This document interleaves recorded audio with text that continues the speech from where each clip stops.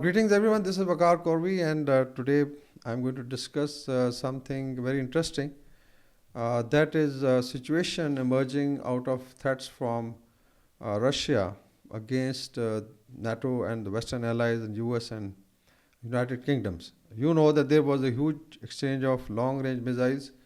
Initially it was done by Ukraine and Biden allowed it, the firing of ATACMS missiles and followed by Storm Shadows provided by UK.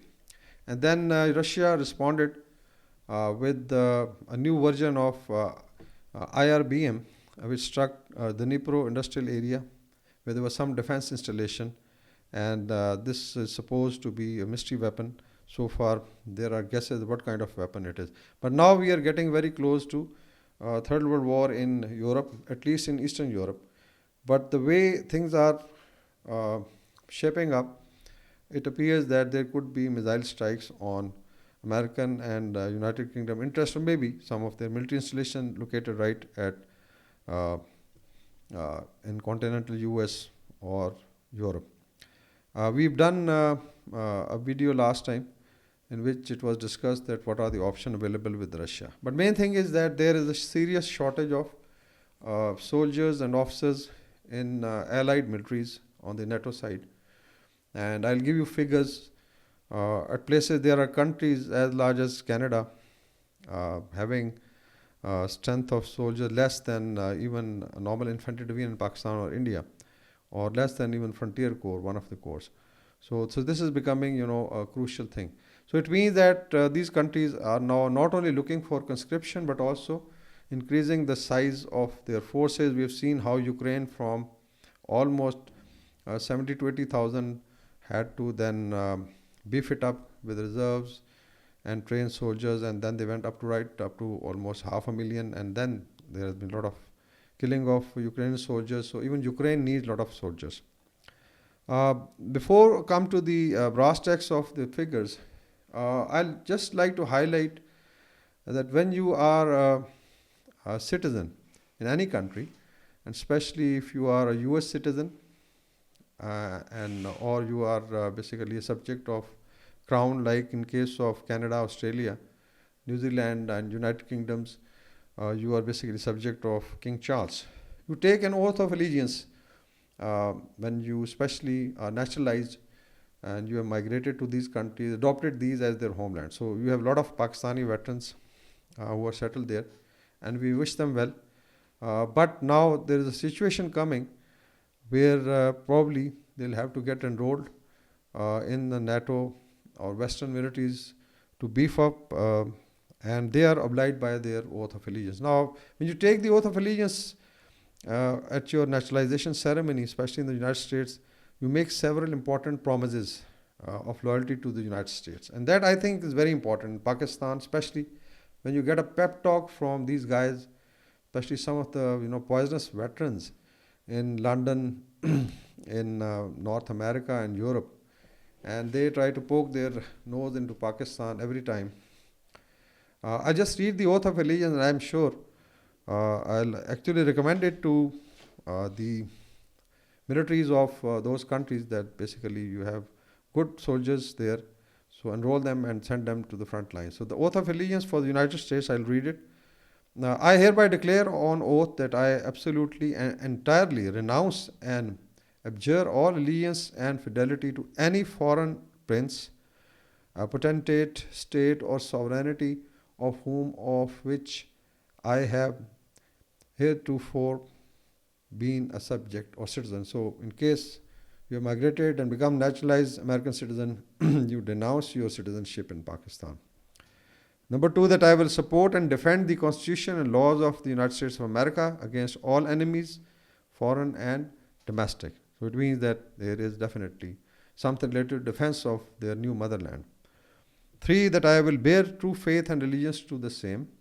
Four, that I will bear arms on behalf of the United States when required by the law. So in case US decides that there is a shortage of manpower or soldiers, and we've seen a lot of veterans going to Ukraine, but now there's a compulsion and there is requirement of increasing forces. US can always look at that option. that I will perform service in the armed forces of the United States when required by the law. So this is, I think, very, very interesting. I'll just take example of Zulfi Bukhari, who's one of the, let's say, subjects of King Charles in UK. I think he should read this oath of allegiance. And it is again very interesting. And let's say if I was Zulfi Bukhari, how I will swear. I, Zulfi Bukhari, do swear that I will be faithful and bear true allegiance to His Majesty King Charles, his heirs and successors according to law, so help me God. So it's not something, an oath to United Kingdoms or Canada or Australia. They are subject of King Charles and his successors. So even his grandsons are the masters of these guys. Now coming to the brass tacks of situation with NATO, it's already open that in case we have beginning of the Third World War, or let's say a major war in Eastern Europe, and as pointed out by the British Chief of General Staff day before yesterday in a hearing, that in case the Crown orders, he'll be the first one to reach the battlefield, so it means that they are ready for war, so there is an urgency. Germany is already contemplating of raising the current level to 800,000, so this will be one of the largest forces. So far they are facing shortage. Scandinavian countries and the Baltics combined are going to raise the level to 300,000. Especially look at the northern front facing Russia. There is a shortage of troops there. France is also planning conscription. There are reports. Now we come to the British Army. And I think the Chief of General Staff did point out that they were at their lowest level of manpower in past 3 centuries. Currently it's at 72,000, which includes, logistics and all that. So it's the smallest size in 2 centuries. And basically, UK chief has said, the military chief, that in case you order, we'll go and fight, but look at what's there.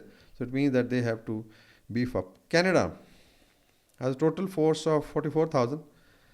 Basically, it includes 22,500 active personnel and 21,500 reserves. So they have to still call, and maybe we have some of, let's say, Canadian Rangers. So this shortage of soldiers and officers can be met by people who have migrated also, whether they are from India or Pakistan or Africa or anywhere in the world. And their oath of allegiance now dictates that in case of war, they should be ready to join the armed forces. And if you look at kind of soldiers and officers Pakistan has produced, I am sure those veterans, especially pro-PTI veterans, living in UK, Canada and United States, can become, I think, a very good frontline soldier. The only problem will be, their ideological dilemma, because PTI's slogan of absolutely not was, basically at that time pro-Russia and anti-America.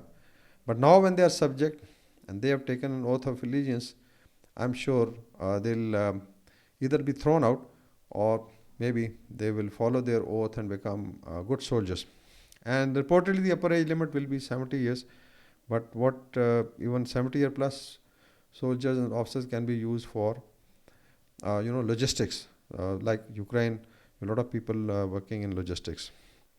So good soldiers should not only, I think, be loyal to King Charles or United States, but also defend their homeland.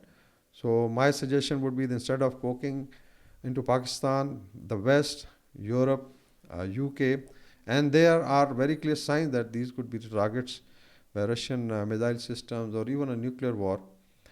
Leave everything. Look after you. It's a matter of your next generation. It's a matter of your kids and kins and the defense. I'm sure they'll be very good soldiers. Our recommendation to NATO would be get hold of them and put them into service. They are very energetic. The only thing is solve their ideological dilemma. Is it going to be pro Russia or pro NATO? Thank you very much.